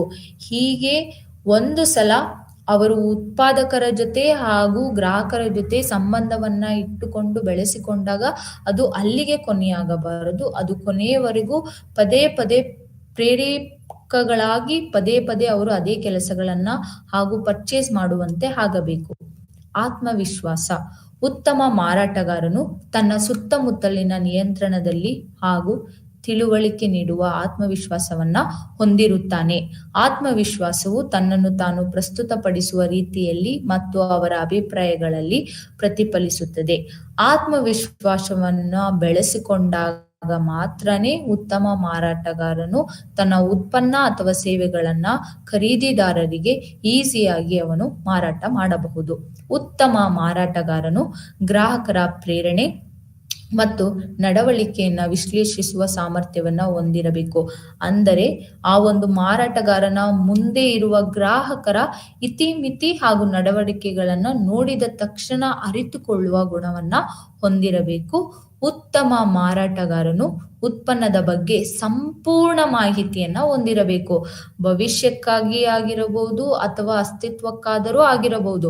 ಗ್ರಾಹಕರು ಯಾವುದೇ ವಿಷಯವನ್ನು ಯಾವಾಗಲಾದರೂ ಕೇಳಿದರೂ ಸಹ ಈ ಮಾರಾಟಗಾರನು ಗ್ರಾಹಕರ ಪ್ರಶ್ನೆಗಳಿಗೆ ಉತ್ತರಿಸುವಂತ ಸ್ಥಿತಿಯಲ್ಲಿ ಇದ್ದಾಗ ಮಾತ್ರನೇ ಆ ಒಂದು ಮಾರಾಟಗಾರನು ತನ್ನ ಉತ್ಪನ್ನಗಳನ್ನ ಮಾರುಕಟ್ಟೆಯಲ್ಲಿ ಮಾರಬಹುದು. ಇಲ್ಲವಾದರೆ ಆ ಗ್ರಾಹಕರ ಮನವೊಲಿಸಲು ಅದು ಅಸಾಧ್ಯ.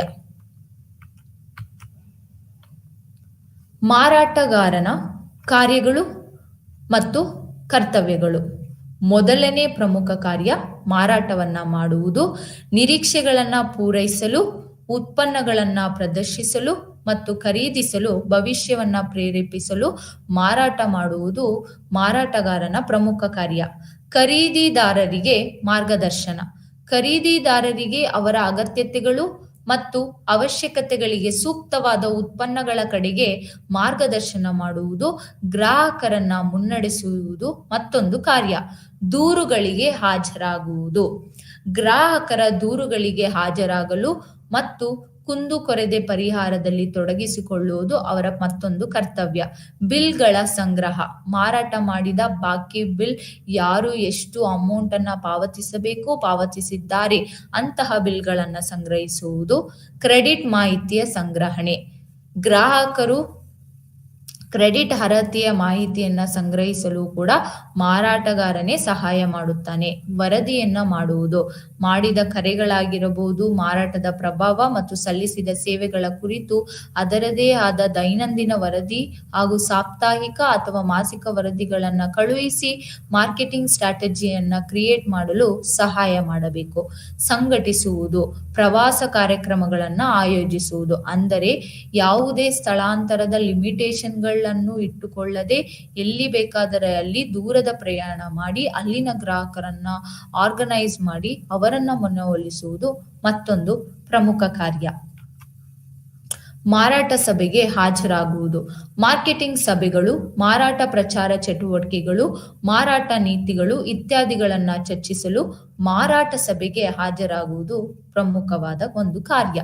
ನಿಯೋಜಿತ ಪ್ರದೇಶಗಳಲ್ಲಿ ನಿರೀಕ್ಷೆಗಳನ್ನ ಕಾಪಾಡಿಕೊಳ್ಳುವುದು, ಜೊತೆಗೆ ಗ್ರಾಹಕರನ್ನ ಭೇಟಿ ಮಾಡಲು ನಿಯಮಿತ ಪ್ರಯಾಣವನ್ನ ಕೈಗೊಳ್ಳುವುದು ಮತ್ತೊಂದು ಕಾರ್ಯ. ಪ್ಯಾಕಿಂಗ್ ಹಾಗೂ ವಿತರಣೆಗಾಗಿ ವ್ಯವಸ್ಥೆ ಮಾಡುವುದು. ಮಾರಾಟವಾದ ಸರಕುಗಳ ಪ್ಯಾಕಿಂಗ್ ಮತ್ತು ವಿತರಣೆ, ಸ್ಟಾಕ್ ಮೇಂಟೆನೆನ್ಸ್ ಕೂಡ ಇವರ ಜವಾಬ್ದಾರಿಗೆ ಆಗಿರುತ್ತದೆ. ವಿಂಡೋ ಮತ್ತು ಕೌಂಟರ್ ಡಿಸ್ಪ್ಲೇಗಳು. ಇವರಿಗೆ ಉತ್ಪನ್ನಗಳ ಎಲ್ಲಾ ವಿಷಯಗಳು ತಿಳಿದಿರುವುದರಿಂದ ಭವಿಷ್ಯದಲ್ಲಿ ಗ್ರಾಹಕರು ಖರೀದಿಯನ್ನ ಪ್ರೇರೇಪಿಸಲು ಆಕರ್ಷಕ ವಿಂಡೋ ಹಾಗೂ ಕೌಂಟರ್ ಡಿಸ್ಪ್ಲೇಗಳನ್ನ ವ್ಯವಸ್ಥೆ ಮಾಡುವುದು ಇವರ ಒಂದು ಕಾರ್ಯವಾಗಿದೆ. ಸದ್ಭಾವನೆಯ ಪ್ರಚಾರ. ಮಾರುಕಟ್ಟೆಯಲ್ಲಿ ಸಂಸ್ಥೆಯ ಅಭಿಮಾನವನ್ನು ಉತ್ಪನ್ನಗಳ ಮೂಲಕ ಉತ್ತೇಜಿಸಲು ಈ ಮಾರಾಟಗಾರನು ಕೂಡ ಸಹಾಯ ಮಾಡುತ್ತಾನೆ. ನೇಮಕಾತಿ ಮತ್ತು ತರಬೇತಿ. ಹೊಸ ಮಾರಾಟಗಾರರನ್ನ ನೇಮಿಸಿಕೊಳ್ಳಲು ಮತ್ತು ಅವರಿಗೆ ತರಬೇತಿ ನೀಡಲು ಈ ಮಾರಾಟಗಾರನು ಸೂಕ್ತವಾದ ಒಂದು ಸಹಾಯವನ್ನ ಮಾಡುತ್ತಾರೆ. ಮಧ್ಯವರ್ತಿಗಳೊಂದಿಗೆ ಕೆಲಸ ಮಾಡುವುದು. ಸಗಟು ವ್ಯಾಪಾರಿಗಳು ಹಾಗೂ ಚಿಲ್ಲರೆ ವ್ಯಾಪಾರಿಗಳಂತಹ ಮಧ್ಯವರ್ತಿಗಳೊಂದಿಗೆ ನೇರ ಸಂಬಂಧವನ್ನ ಸ್ಥಾಪಿಸಿ ಮಾರ್ಕೆಟಿಂಗ್ ಮಾಹಿತಿಯನ್ನ ಸಂಗ್ರಹಿಸಿ ಅದನ್ನು ಕಂಪನಿಗಳಿಗೆ ರವಾನಿಸುವುದು ಇವರ ಪ್ರಮುಖ ಕಾರ್ಯವಾಗಿದೆ. ಈಗ ಸೃಜನಾತ್ಮಕ ಮಾರಾಟಗಾರಿಕೆ ಎಂದರೇನೆಂದು ತಿಳಿದುಕೊಳ್ಳೋಣ. ಉತ್ತಮ ಮಾರಾಟಗಾರನು ಗ್ರಾಹಕರ ಮನಸ್ಸಿನಲ್ಲಿ ತಾನು ಮಾರಾಟ ಮಾಡುತ್ತಿರುವ ಉತ್ಪನ್ನ ಅಥವಾ ಸೇವೆಯನ್ನು ಹೊಂದುವ ಬಯಕೆಯನ್ನು ಸೃಷ್ಟಿಸುತ್ತಾನೆ. ಸಾರ್ವಜನಿಕರಿಗೆ ಶಿಕ್ಷಣ ನೀಡುವ ಈ ಕ್ರಿಯೆಯು ಸರಕು ಮತ್ತು ಸೇವೆಗಳನ್ನು ಹೊಂದುವ ಬಯಕೆಯನ್ನು ಉಂಟುಮಾಡುತ್ತದೆ. ಜೊತೆಗೆ ವರ್ಧಿತ ಸುಸಂಸ್ಕೃತ ಸಮಾಜವನ್ನು ಸೃಜನಾತ್ಮಕ ಮಾರಾಟಗಾರಿಕೆ ಎಂದು ಕರೆಯಲಾಗುತ್ತದೆ. ಉತ್ತಮ ಉದ್ದೇಶಗಳಿಗಾಗಿ ಮಾರಾಟಗಾರಕತ್ವವು ಸೃಜನಾತ್ಮಕ ಮಾರಾಟಗಾರಿಕೆಯಾಗಿದೆ. ಸೇಲ್ಸ್ ಮ್ಯಾನ್ ಯಾವಾಗಲೂ ತನ್ನ ಭವಿಷ್ಯದ ಮನಸ್ಸನ್ನು ತಲುಪಲು ಹೊಸ ಆಲೋಚನೆಗಳನ್ನು ಹುಡುಕುತ್ತಿರುವುದರಿಂದ ಆಧುನಿಕ ಮಾರಾಟಗಾರರನ್ನು ಸೃಜನಶೀಲ ಮಾರಾಟಗಾರಕತ್ವ ಎಂದು ಕರೆಯಬಹುದು. ಅಸ್ತಿತ್ವದಲ್ಲಿರುವ ಉತ್ಪನ್ನಗಳಿಗೆ ಹೊಸ ಮಾರುಕಟ್ಟೆಗಳನ್ನು ಅನ್ವೇಷಿಸಲು ಆಸಕ್ತಿ ಇಲ್ಲದ ಅಥವಾ ಅದರ ಬಗ್ಗೆ ತಿಳಿದಿಲ್ಲದ ಗ್ರಾಹಕರಿಗೆ ಹೊಸ ಉತ್ಪನ್ನಗಳನ್ನು ಮಾರಾಟ ಮಾಡಲು ಸೃಜನಾತ್ಮಕ ಮಾರಾಟಗಾರಿಕೆ ವಿವರಿಸುತ್ತದೆ. ಇಲ್ಲಿ ಮಾರಾಟಗಾರನು ಗ್ರಾಹಕರ ಹಿತಾಸಕ್ತಿ ಜಾಗೃತಿಗೊಳಿಸುವ ಮೂಲಕ, ಬಯಕೆಯನ್ನು ಸೃಷ್ಟಿಸುವ ಮೂಲಕ, ಆಕ್ಷೇಪಣೆಗಳಿಗೆ ಉತ್ತರಿಸುವ ಮೂಲಕ ಮತ್ತು ಉತ್ಪನ್ನದ ಪರವಾಗಿ ತನ್ನ ಮನಸ್ಸನ್ನ ರೂಪಿಸಲು ಸಹಾಯ ಮಾಡುವ ಮೂಲಕ ಬುದ್ಧಿವಂತ ಪಾತ್ರವನ್ನ ನಿರ್ವಹಿಸುತ್ತದೆ. ಈಗ ಸೃಜನಾತ್ಮಕ ಮಾರಾಟದ ಗುಣಲಕ್ಷಣಗಳನ್ನ ನೋಡೋಣ. ಹಳೆಯ ಮತ್ತು ಹೊಸ ಉತ್ಪನ್ನಗಳಿಗೆ ಮಾರುಕಟ್ಟೆಯನ್ನ ಸೃಷ್ಟಿ ಮಾಡುವುದು. ಹಳೆ ಅಥವಾ ಅಸ್ತಿತ್ವದಲ್ಲಿರುವ ಉತ್ಪನ್ನಗಳಿಗೆ ಹೊಸ ಮಾರುಕಟ್ಟೆಯನ್ನ ರಚಿಸಲು ಸೇಲ್ಸ್ ಮ್ಯಾನ್ ಕಾರ್ಯವನ್ನ ನಿಯೋಜಿಸಲಾಗಿದೆ. ಗ್ರಾಹಕರ ಆಸಕ್ತಿಯನ್ನ ಹುಟ್ಟುಹಾಕಲು ಸೇಲ್ಸ್ ಮ್ಯಾನ್ ಆಸಕ್ತಿದಾಯಕ ರೀತಿಯಲ್ಲಿ ಸತ್ಯಗಳನ್ನು ಪ್ರಸ್ತುತಪಡಿಸುತ್ತಾರೆ. ಮಾರಾಟವು ತಕ್ಷಣವೇ ಅಥವಾ ಸ್ವಲ್ಪ ವಿಳಂಬದ ನಂತರ ನಡೆಯಬಹುದು, ಆದರೆ ಸಮಯವನ್ನು ಇಲ್ಲಿ ಪರಿಗಣಿಸಲಾಗುವುದಿಲ್ಲ. ಉತ್ಪನ್ನದ ಸೇವೆ ಮತ್ತು ಉಪಯುಕ್ತತೆ ಹಾಗೂ ರಿಯಾಯಿತಿಗಳು, ಕ್ರೆಡಿಟ್ ಸೌಲಭ್ಯಗಳು ಮತ್ತೆ ಮನೆ ವಿತರಣೆಯಂತಹ ಪ್ರೋತ್ಸಾಹಕರ ಮೇಲೆ ಹೊತ್ತು ಹೆಚ್ಚನ್ನು ನೀಡಲಾಗುತ್ತದೆ.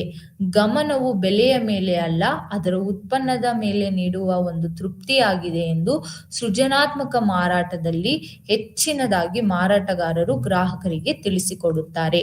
ಈಗ ಸೃಜನಾತ್ಮಕ ಮಾರಾಟ ಎಂದರೇನು ಎಂದು ತಿಳಿದುಕೊಂಡಿದ್ದೇವೆ. ಸ್ಪರ್ಧಾತ್ಮಕ ಮಾರಾಟಗಾರಿಕೆ ಎಂದರೇನು ಎಂದು ತಿಳಿದುಕೊಳ್ಳೋಣ. ಸ್ಪರ್ಧಾತ್ಮಕ ಮಾರಾಟಗಾರಿಕೆಯು ಅಸ್ತಿತ್ವದಲ್ಲಿರುವ ಅಥವಾ ಸಾಂಪ್ರದಾಯಿಕ ತಂತ್ರಗಳನ್ನು ಬಳಸಿಕೊಳ್ಳುವ ದಿನನಿತ್ಯದ ಕೆಲಸವನ್ನ ಸೂಚಿಸುತ್ತದೆ. ಇವುಗಳಲ್ಲಿ ಗುಣಮಟ್ಟವನ್ನ ಕಡಿಮೆಗೊಳಿಸುವುದು, ಬೆಲೆಗಳನ್ನ ಕಡಿಮೆ ಮಾಡುವುದು ಮತ್ತು ಉದಾರ ನಿಯಮಗಳ ಮೇಲಿನ ಕ್ರೆಡಿಟ್, ಹೆಚ್ಚುವರಿ ರಿಯಾಯಿತಿ ಹಾಗೂ ಇತರ ರಿಯಾಯಿತಿಗಳಂತಹ ಪ್ರೋತ್ಸಾಹಗಳನ್ನ ನೀಡುವುದು. ಈಗ ಕ್ರಿಯೇಟಿವ್ ಸೇಲ್ಸ್ಮ್ಯಾನ್ಶಿಪ್ ಹಾಗೂ ಕಾಂಪಿಟೇಟಿವ್ ಸೇಲ್ಸ್ಮ್ಯಾನ್ಶಿಪ್, ಸ್ಪರ್ಧಾತ್ಮಕ ಮಾರಾಟಗಾರಿಕೆಯ ವ್ಯತ್ಯಾಸವನ್ನ ನೋಡೋಣ. ಈ ಒಂದು ಸೃಜನಾತ್ಮಕ ಮಾರಾಟಗಾರಿಕೆಯ ಮುಖ್ಯ ಉದ್ದೇಶ ಹೊಸ ಆಲೋಚನೆಗಳನ್ನ ಮುರಿಯುವ ಮೂಲಕ ಹೊಸ ಮಾರಾಟವನ್ನ ರಚಿಸುವುದು. ಆದರೆ ಸ್ಪರ್ಧಾತ್ಮಕ ಮಾರಾಟಗಾರಿಕೆಯಲ್ಲಿ ಅಸ್ತಿತ್ವದಲ್ಲಿರುವ ಪರಿಸ್ಥಿತಿಗಳಲ್ಲಿ ಮಾರಾಟವನ್ನ ಹೆಚ್ಚಿಸುತ್ತಾರೆ. ಈ ಕ್ಷಣಕ್ಕೆ ಎಷ್ಟು ಮಾರಾಟ ಮಾಡಬೇಕು ಎಂಬುದನ್ನ ಗಮನವಹಿಸುತ್ತಾರೆ. ಈ ಒಂದು ಸೃಜನಾತ್ಮಕ ಮಾರಾಟಗಾರಿಕೆಯ ವಿಧಾನಗಳಲ್ಲಿ ಅನನ್ಯ ಮತ್ತು ಇತ್ತೀಚಿನ ವಿಚಾರಗಳ ಬಳಕೆಯನ್ನ ಮಾಡಿ ಫ್ಯೂಚರ್ನ ಬಗ್ಗೆ ತಿಳಿದುಕೊಡುತ್ತಾರೆ. ಆದರೆ ಸ್ಪರ್ಧಾತ್ಮಕ ಮಾರಾಟಗಾರಿಕೆಯಲ್ಲಿ ಸಾಮಾನ್ಯ ಅಥವಾ ಉದ್ಯೋಗಿ ನಿಯಮಿತ ಮಾರಾಟ ತಂತ್ರಗಳ ಬಗ್ಗೆ ತಿಳಿದುಕೊಳ್ಳುತ್ತಾರೆ. ಫಲಿತಾಂಶಗಳು: ಸೃಜನಾತ್ಮಕ ಮಾರಾಟಗಾರಿಕೆಯಲ್ಲಿ ಪ್ರಸ್ತುತ ಮತ್ತು ಭವಿಷ್ಯದ ಮಾರಾಟಕ್ಕೆ ಬಲವಾದ ಅಡಿಪಾಯವನ್ನು ಹಾಕುತ್ತದೆ. ಸ್ಪರ್ಧಾತ್ಮಕ ಮಾರಾಟಗಾರಿಕೆಯಲ್ಲಿ ನಾವು ತ್ವರಿತ ಮಾರಾಟದ ಗುರಿಯನ್ನ ತಲುಪುತ್ತೇವೆ. ಪ್ರಾರಂಭದ ಆಯ್ಕೆ ಬಯಕೆಯನ್ನು ಸೃಷ್ಟಿಸುವುದರ ಮೇಲೆ ಕೇಂದ್ರೀಕರಿಸುತ್ತದೆ ಎಲ್ಲಿ ಸೃಜನಾತ್ಮಕ ಮಾರಾಟಗಾರಿಕೆಯಲ್ಲಿ. ಆದರೆ ಸ್ಪರ್ಧಾತ್ಮಕ ಮಾರಾಟಗಾರಿಕೆಯಲ್ಲಿ ವಹಿವಾಟು ಹೆಚ್ಚಿಸುವುದು ಜೊತೆಗೆ ನಿರ್ವಹಿಸುವ ಒಂದು ವಿಷಯದ ಬಗ್ಗೆ ಹೆಚ್ಚಿನ ಗಮನವನ್ನ ಹರಿಸುತ್ತದೆ. ವ್ಯಾಪ್ತಿ: ಕ್ರಿಯೇಟಿವ್ ಸೇಲ್ಸ್ಮ್ಯಾನ್ಶಿಪ್ ಅಲ್ಲಿ ಹೆಚ್ಚು ಸಮಗ್ರ ಮತ್ತು ಸುತ್ತುವರಿದ ಸ್ಪರ್ಧಾತ್ಮಕ ಮಾರಾಟಗಾರಿಕೆಯಾಗಿದೆ. ಆದರೆ ಸ್ಪರ್ಧಾತ್ಮಕ ಮಾರಾಟಗಾರಿಕೆಯು ಎಲ್ಲಾ ಸ್ಪರ್ಧಾತ್ಮಕ ಮಾರಾಟಗಾರಿಕೆಯು ಕೂಡ ಸೃಜನಾತ್ಮಕವಾಗಿರುವುದಿಲ್ಲ. ಎಲ್ಲಿ ನಾವು ಸಂಬಂಧವನ್ನ ನಿರ್ಮಿಸಬಹುದು ಅಂತ ಹೇಳಿದರೆ, ಬಿಲ್ಡಿಂಗ್ ಬ್ಲಾಕ್ ಆಗಿ ನಂಬಿಕೆಯೊಂದಿಗೆ ಗ್ರಾಹಕರೊಂದಿಗೆ ದೀರ್ಘಾವಧಿಯ ಸಂಬಂಧಗಳನ್ನ ನಾವು ಇಲ್ಲಿ ನಿರ್ಮಿಸಬಹುದು. ಆದರೆ ಸ್ಪರ್ಧಾತ್ಮಕ ಒಂದು ಮಾರಾಟಗಾರಿಕೆಯಲ್ಲಿ ತ್ವರಿತ ಸಂಬಂಧಗಳನ್ನ ಬಿಲ್ಡ್ ಮಾಡೋದಿಕ್ಕೆ ಇಲ್ಲಿ ಸಹಾಯವಾಗುತ್ತದೆ ಹೊರತು ದೀರ್ಘಾವಧಿಯ ಸಂಬಂಧಗಳಿಗೆ ಇದು ಕಾರಣವಾಗುವುದಿಲ್ಲ. ಈಗ ಸೃಜನಾತ್ಮಕ ಮಾರಾಟ ಪ್ರಕ್ರಿಯೆಯ ಒಂದು ಸ್ಟೆಪ್ಸ್ ಅನ್ನು ನೋಡೋಣ. ಇಲ್ಲಿ ನಾವು 7 ಹಂತಗಳನ್ನ ನೋಡಬಹುದು. ಮೊದಲನೇ ಹಂತ ನಿರೀಕ್ಷಣೆ, ತಯಾರಿ, ಸಮೀಪಿಸುವುದು, ಪ್ರಸ್ತುತಿ, ಆಕ್ಷೇಪಣೆಗಳನ್ನ ನಿರ್ವಹಿಸುವುದು, ಪರ್ಚೇಸಿಂಗ್ ಅನ್ನು ಮುಚ್ಚಲಾಗುವುದು, ಜೊತೆಗೆ ಅನುಸರಣೆ. ಒಂದೊಂದೇ ಈ ಹಂತಗಳನ್ನು ತಿಳಿದುಕೊಳ್ಳೋಣ. ಪ್ರಾಸ್ಪೆಕ್ಟಿಂಗ್: ಸಂಭಾವ್ಯ ಗ್ರಾಹಕರನ್ನು ಹುಡುಕುವ ಮತ್ತು ಅರ್ಹತೆ ಪಡೆಯುವ ಪ್ರಕ್ರಿಯೆಯನ್ನು ಪ್ರಾಸ್ಪೆಕ್ಟಿಂಗ್ ಎಂದು ಕರೆಯಲಾಗುತ್ತದೆ. ಮಾರಾಟ ಪ್ರಕ್ರಿಯೆಯಲ್ಲಿ ಇದು ಅಡಿಪಾಯದ ಹಂತವಾಗಿದೆ. ಈ ಒಂದು ಪ್ರಾಸ್ಪೆಕ್ಟಿಂಗ್ ಹಂತದಲ್ಲಿ ಮಾರಾಟದ ಲೀಡ್ಗಳನ್ನ ಉತ್ಪಾದಿಸುವುದು, ಸಂಭಾವನೀಯ ನಿರೀಕ್ಷೆಗಳನ್ನ ಕಲೆಕ್ಟ್ ಮಾಡುವುದು, ಭವಿಷ್ಯವನ್ನ ಗುರುತಿಸುವುದು, ಉತ್ಪನ್ನಗಳ ಅಗತ್ಯ ಅಥವಾ ಬಯಕೆಯನ್ನ ಸೂಚಿಸುವ ನಿರೀಕ್ಷೆಯನ್ನ ತೆಗೆದುಕೊಳ್ಳುವುದು ಇಲ್ಲಿ ನಾವು ಮಾಡುತ್ತೇವೆ.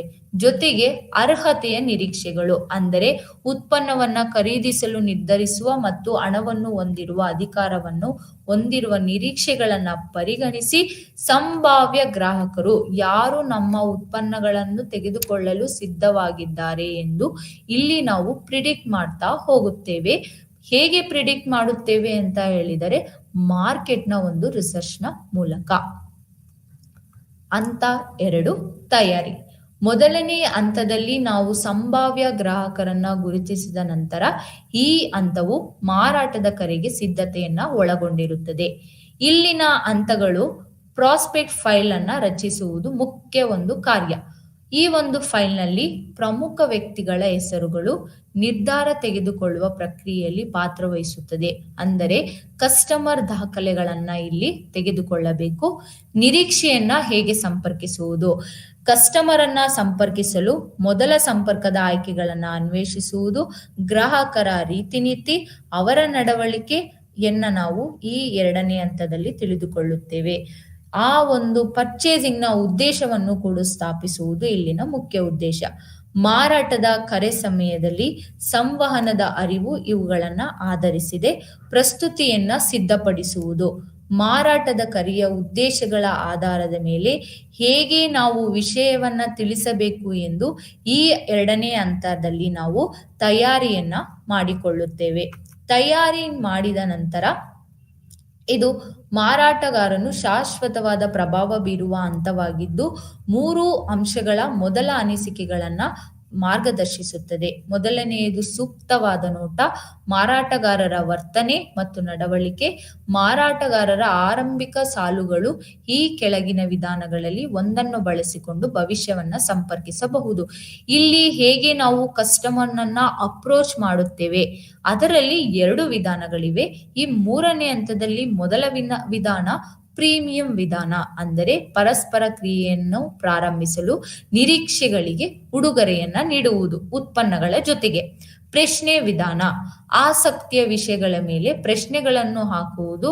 ಪ್ರಶ್ನೆಗಳನ್ನು ಹಾಕುತ್ತಾ ಕಸ್ಟಮರ್ನನ್ನು ಅಪ್ರೋಚ್ ಮಾಡಿ ಕಸ್ಟಮರ್ ಅಥವಾ ಗ್ರಾಹಕರ ಒಂದು ಆಸೆಗಳ ಬಗ್ಗೆ ತಿಳಿದುಕೊಳ್ಳುವುದು. ಮತ್ತೊಂದು ಉತ್ಪನ್ನದ ವಿಧಾನ. ಈ ಒಂದು ವಿಧಾನದಲ್ಲಿ ಪರಿಶೀಲನೆಗಾಗಿ ಉತ್ಪನ್ನದ ಮಾದರಿ ಅಥವಾ ಸ್ಯಾಂಪಲ್, ಉಚಿತ ಫ್ರೀ ಸ್ಯಾಂಪಲ್ಸ್ ಅನ್ನ ಕೊಟ್ಟು ಅದರ ಮೇಲೆ ಪ್ರಯೋಗ ಮಾಡುವುದು. ಅಂತ 3 ಸಮೀಪಿಸುವುದು ಅಥವಾ ಅಪ್ರೋಚಿಂಗ್ ಅಲ್ಲಿ ನೋಡಬಹುದು. 4ನೇ ಹಂತ ಪ್ರಸ್ತುತಿಯನ್ನು ತಯಾರಿಸುವುದು.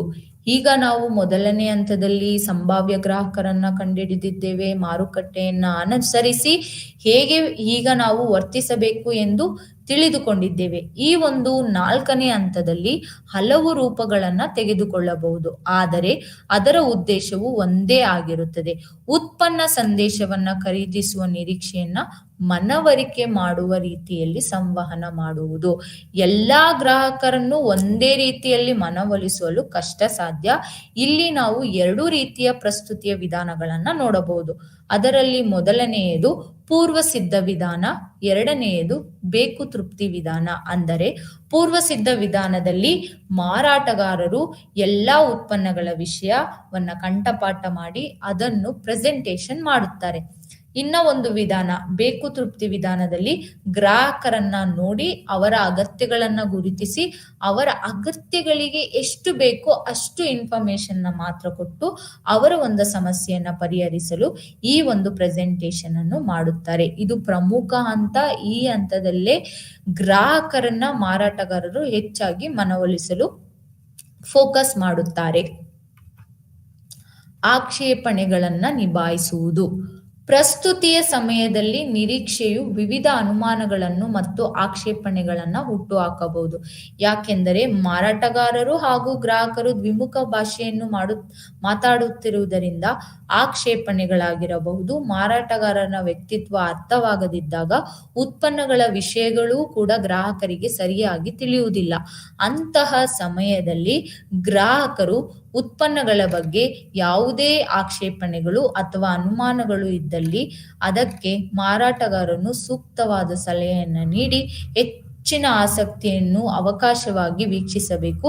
ಮಾರಾಟಗಾರರು ಎಲ್ಲಾ ಪ್ರಶ್ನೆಗಳಿಗೂ ಸಹ ಗ್ರಾಹಕರಿಗೆ ಉತ್ತರವನ್ನ ನೀಡಬೇಕು. ಇಲ್ಲವಾದಲ್ಲಿ ನಾವು ಆ ಗ್ರಾಹಕರನ್ನು ಆ ದಿನ ಕಳೆದುಕೊಳ್ಳುತ್ತೇವೆ.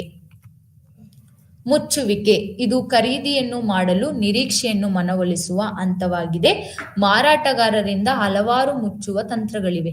ಮೊದಲನೆಯದು ಪರ್ಯಾಯ ಪ್ರಸ್ತಾವನೆ ಮುಚ್ಚಿ. ನಿರೀಕ್ಷೆಯು ಈಗಾಗಲೇ ಖರೀದಿಸಿದೆ ಎಂದು ನಿರ್ಧರಿಸಿ ಅಲ್ಲಿಗೆ ಈ ಒಂದು ಖರೀದಿಯನ್ನ ಮುಗಿಸುವುದು. ಮತ್ತೊಂದು ಸೈಲೆಂಟ್ ಕ್ಲೋಸ್. ಪ್ರಸ್ತುತಿಯನ್ನ ಮುಗಿಸಿ ಗ್ರಾಹಕರು ಪ್ರತಿಕ್ರಿಯಿಸಲು ಕಾಯುತ್ತಾ ಶಾಂತವಾಗಿ ಕುಳಿತುಕೊಳ್ಳುವುದು. ನೇರ ಮುಚ್ಚುವಿಕೆ, ನೇರವಾಗಿ ಆದೇಶವನ್ನು ಕೇಳುವುದು, ನೀವು ತೆಗೆದುಕೊಳ್ಳುತ್ತೀರಾ ಅಥವಾ ಇಲ್ಲವೇ ಎಂದು. ಹೆಚ್ಚುವರಿ ಪ್ರಚೋದನೆ ಮುಚ್ಚು, ಒಪ್ಪಂದವನ್ನು ಮುಚ್ಚಲು ನಿರೀಕ್ಷೆಗೆ ಪಾಸಿಟಿವ್ ಹೆಚ್ಚುವರಿ ಏನನ್ನಾದರೂ ನೀಡುವುದು. ಸ್ಟ್ಯಾಂಡಿಂಗ್ ರೂಮ್ ಮಾತ್ರ ಮುಚ್ಚಿ, ಇಲ್ಲಿ ಒಪ್ಪಂದವನ್ನು ತ್ವರಿತವಾಗಿ ಮುಚ್ಚಲು ಉತ್ಪನ್ನದ ತುರ್ತು ಬೇಡಿಕೆಯನ್ನು ಅವರೇ ಸೃಷ್ಟಿಸಿ ಅದನ್ನು ಸಂಪೂರ್ಣವಾಗಿ ವಿವರಿಸುವಂತೆ ಇಲ್ಲಿ ನಾವು ಗ್ರಾಹಕರಿಗೆ ತಿಳಿಸಿಕೊಡುತ್ತೇವೆ. ಇಲ್ಲಿ ನಾವು ಪರ್ಚೇಸಿಂಗ್ ಅನ್ನ ಕ್ಲೋಸ್ ಮಾಡಬೇಕಾದ್ರೆ ಕಸ್ಟಮರ್ಸ್ ಅದನ್ನ ಪರ್ಚೇಸ್ ಮಾಡ್ತಾರಾ ಮಾಡಲ್ವಾ ಅನ್ನೋ ಇನ್ಫಾರ್ಮೇಶನ್ ಕಲೆಕ್ಟ್ ಮಾಡೋದಕ್ಕೋಸ್ಕರ ಈ ಹಂತದಲ್ಲಿ ಮಾರಾಟಗಾರರು ಸರ್ಕಸ್ ಅನ್ನ ಮಾಡುತ್ತಾರೆ. ಫಾಲೋ ಅಪ್, ಅಸ್ತಿತ್ವದಲ್ಲಿರುವ ಮಾರಾಟಗಳನ್ನು ಅನುಸರಿಸುವುದು ಪುನರಾವರ್ತಿತ ಮಾರಾಟಗಳನ್ನು ಉತ್ಪಾದಿಸಲು ಪರಿಣಾಮಕಾರಿ ಸಾಧನವಾಗಿದೆ. ಇಲ್ಲಿ ಈ ಎಲ್ಲಾ ದೂರುಗಳನ್ನ ಪರಿಹರಿಸಲು ಸೂಕ್ತ ತಂತ್ರಗಳನ್ನ ಬಳಸಿಕೊಂಡು ಅತೃಪ್ತ ಗ್ರಾಹಕರನ್ನ ಅನುಸರಿಸಬೇಕು. ದೂರುಗಳನ್ನ ತ್ವರಿತವಾಗಿ ಆಲಿಸಿ ಅದಕ್ಕೆ ಉತ್ತರ ನೀಡಬೇಕು. ಜೊತೆಗೆ ಗ್ರಾಹಕರೊಂದಿಗೆ ನಿಯಮಿತ ಸಂಪರ್ಕವನ್ನ ಕಾಪಾಡಿಕೊಳ್ಳುವುದು ಈ ಒಂದು 7ನೇ ಹಂತದ ಫಾಲೋ ಅಪ್ ನಲ್ಲಿ ಮೆನ್ಷನ್ ಮಾಡಲಾಗಿದೆ. ಕೊನೆಯಲ್ಲಿ ಹೇಳಬೇಕೆಂದರೆ ಮಾರಾಟಗಾರಕತ್ವವು ಅತ್ಯಗತ್ಯ ಮತ್ತು ಬಹುಮುಖಿ ಕೌಶಲ್ಯವಾಗಿದ್ದು ಅದು ಯಾವುದೇ ವ್ಯವಹಾರದ ಯಶಸ್ವಿನಲ್ಲಿ ಪ್ರಮುಖ ಪಾತ್ರವನ್ನು ವಹಿಸುತ್ತದೆ. ಅದರ ಮಧ್ಯಭಾಗದಲ್ಲಿ ಪರಿಣಾಮಕಾರಿ ಮಾರಾಟಗಾರಿಕೆಯು ಕೇವಲ ಒಪ್ಪಂದಗಳನ್ನು ಮುಚ್ಚುವ ಬಗ್ಗೆಯಲ್ಲ, ಇದು ಗ್ರಾಹಕರೊಂದಿಗೆ ಅರ್ಥಪೂರ್ಣ ಸಂಪರ್ಕಗಳನ್ನು ರಚಿಸುವುದು, ಗ್ರಾಹಕರ ಅಗತ್ಯತೆಗಳು ಮತ್ತು ಪ್ರೇರಣೆಗಳನ್ನು ಪ್ರಾಮಾಣಿಕವಾಗಿ ಅರ್ಥ ಮಾಡಿಕೊಳ್ಳುವ ಮೂಲಕ ಮಾರಾಟ ವೃತ್ತಿಪರರು ಹೇಗೆ ವೈಯಕ್ತಿಕ ಆದ್ಯತೆಗಳೊಂದಿಗೆ ಅನುಸರಿಸಲು, ನಂಬಿಕೆ ಮತ್ತು ನಿಷ್ಠೆಯನ್ನ ಬೆಳೆಸಲು ತಮ್ಮ ವಿಧಾನಗಳನ್ನ ಸರಿಹೊಂದಿಸಬಹುದು. ಈ ಪ್ರಕ್ರಿಯೆಯಲ್ಲಿ ಬಾಂಧವ್ಯವನ್ನ ನಿರ್ಮಿಸುವುದು ನಿರ್ಣಾಯಕವಾಗಿದೆ. ಗ್ರಾಹಕರು ಯಾರೊಂದಿಗಾದರೂ ತೊಡಗಿಸಿಕೊಳ್ಳುವ ಸಾಧ್ಯತೆ ಇದೆ ಎಂದು ಅವರು ಭಾವಿಸುತ್ತಾರೆ ಮತ್ತು ಅವರ ಅತ್ಯುತ್ತಮ ಆಸಕ್ತಿಯನ್ನು ಹೃದಯದಲ್ಲಿ ಹೊಂದಿರುತ್ತಾರೆ. ಸಕ್ರಿಯ ಆಲಿಸುವಿಕೆ ಮತ್ತು ಪರಾನುಭೂತಿಯ ಸಂವಹನದ ಮೂಲಕ ಈ ಬಾಂಧವ್ಯವನ್ನು ಸ್ಥಾಪಿಸಲಾಗಿದೆ. ವೇಗವಾಗಿ ಬದಲಾಗುತ್ತಿರುವ ಈ ಮಾರುಕಟ್ಟೆಯಲ್ಲಿ ಗ್ರಾಹಕರ ನಿರೀಕ್ಷೆಗಳು ನಿರಂತರವಾಗಿ ವಿಕಸನಗೊಳ್ಳುತ್ತಿವೆ. ಪರಿಣಾಮಕಾರಿ ಮಾರಾಟದ ತತ್ವಗಳನ್ನು ಅಳವಡಿಸಿಕೊಳ್ಳುವುದು ಎಂದಿಗಿಂತಲೂ ಹೆಚ್ಚು ಮುಖ್ಯವಾಗಿದೆ. ತಮ್ಮ ಕೌಶಲ್ಯಗಳನ್ನು ಅಭಿವೃದ್ಧಿಪಡಿಸುವುದು, ಹೂಡಿಕೆ ಮಾಡುವವರು ತಕ್ಷಣ ಮಾರಾಟವನ್ನ ಹೆಚ್ಚಿಸುವುದಲ್ಲದೆ ಬ್ರ್ಯಾಂಡ್ ಖ್ಯಾತಿಯನ್ನು ಹೆಚ್ಚಿಸುವುದು ಕೂಡ ಈ ಒಂದು ಮಾರಾಟಗಾರಿಕೆಯ ಮುಖ್ಯ ಉದ್ದೇಶವಾಗಿದ್ದು, ಸ್ಪರ್ಧಾತ್ಮಕ ಭೂದೃಶ್ಯದಲ್ಲಿ ಸುಸ್ಥಿರ ಬೆಳವಣಿಗೆಗೆ ಹಾಗೂ ಯಶಸ್ವಿಗೆ ಇದು ಕಾರಣವಾಗುತ್ತದೆ. ಈ ದಿನದ ತರಗತಿಯಲ್ಲಿ ನಾವು ಮಾರಾಟಗಾರಿಕೆಯ ಸಂಪೂರ್ಣ ಒಂದು ವಿಷಯವನ್ನ ತಿಳಿದುಕೊಂಡಿದ್ದೇವೆ. ಈ ಮಾರಾಟ ವೃತ್ತಿಪರರು ಹೇಗೆ ತಮ್ಮ ವಿಧಾನವನ್ನು ವ್ಯವಹಾರದ ಯಶಸ್ವಿಗೆ ಶಕ್ತಿಯುತ ಇಂಜಿನ್ ಆಗಿ ಪರಿವರ್ತಿಸಬಹುದು ಹಾಗೂ ಹೇಗೆ ವ್ಯಾಪಾರವನ್ನ ಉತ್ತೇಜಿಸಬಹುದು, ಹೇಗೆ ಕಸ್ಟಮರ್ಸ್ ಅನ್ನು ನಿಶ್ಚಿತಾರ್ಥದ ಕಡೆಗೆ ಕೇವಲ ಒಂದು ಹೆಜ್ಜೆಯಲ್ಲದೆ ಕಸ್ಟಮರ್ಸ್ ಅನ್ನ ತೆಗೆಯುವುದು ಹಾಗೂ ಅವರ ಉಲ್ಲೇಖಗಳಿಗೆ ಬಾಗಿಲುಗಳನ್ನ ಇಲ್ಲಿ ತೆಗೆಯುವುದು, ಮಾರಾಟದ ಅವಕಾಶಗಳನ್ನ ಗಮನಾರ್ಹವಾಗಿ ವರ್ಧಿಸುವುದು ಇಲ್ಲಿನ ಒಂದು ಮುಖ್ಯ ಉದ್ದೇಶವಾಗಿದೆ. ಈ ದಿನದ ತರಗತಿಯನ್ನು ಮುಗಿಸೋಣ. ಇಲ್ಲಿಗೆ ಎಲ್ಲರಿಗೂ ಧನ್ಯವಾದಗಳು.